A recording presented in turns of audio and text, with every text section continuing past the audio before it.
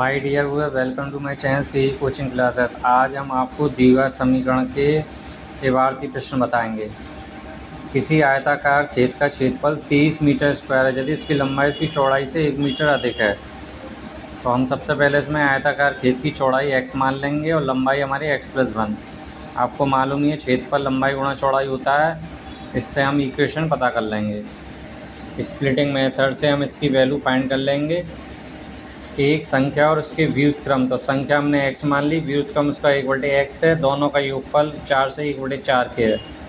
तो हम इसको इक्वेशन मिलाकर सॉल्व कर लेंगे।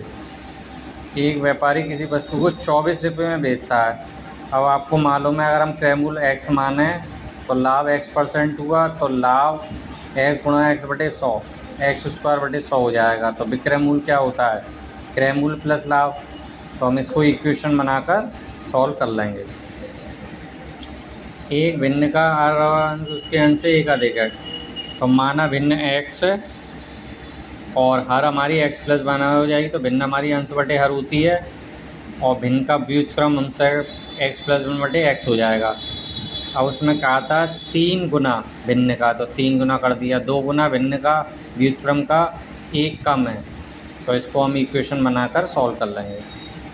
एक भिन्न का अंश और उसके 3 कम है, तो हमने मान लिया अंश x-3 और भिन्न x। तो इक्वेशन बना लेंगे जी हम और इसको सॉल्व कर लेंगे। अब आपको हम बताते हैं रेलगाड़ी की चाल 5 किलोमीटर प्रति घंटा बढ़ा दी जाती है। तो मान लो पहले रेलगाड़ी की चाल x थी, अब x+5 है। अगर हम रेलगाड़ी की स्पीड बढ़ा देंगे तो उसे कम समय लगेगा, तो कम समय बाद में आएगा और ज़्यादा समय पहले आएगा। तो इसको हम माइनस करके इक्वेशन सॉल्व कर देंगे। रेलगाड़ी और मोटर बोट और नाव वाले इस साल के लिए बहुत ज़्यादा इम्पोर्टेंट क्वेश्चन है, इसलिए आप इनको अच्छे से कर लेना। अगर नाव की चाल दे रखी है और धारा की चाल पूछ रहा है, तो हमेशा ध्यान रखना नाव की चाल में ही धारा की चाल जुड़ती है या घटती है। तो अनुकूल का मतलब होता है धारा के साथ, तो प्लस कर देंगे और विपरीत में माइनस कर देंगे। तो समय निकाल कर हम इसको सॉल्व कर लेंगे।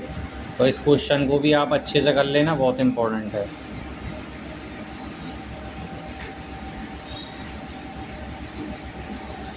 दो वर्गों के क्षेत्रफल का योग 468 वर्ग मीटर है। तो हमने दोनों वर्ग की भुजाएं 122 मान ली। तो पहले वर्ग का क्षेत्रफल x², दूसरे का y²। इस तरीके से हम परिमाप भी पता कर लेंगे और इक्वेशन सॉल्व कर लेंगे।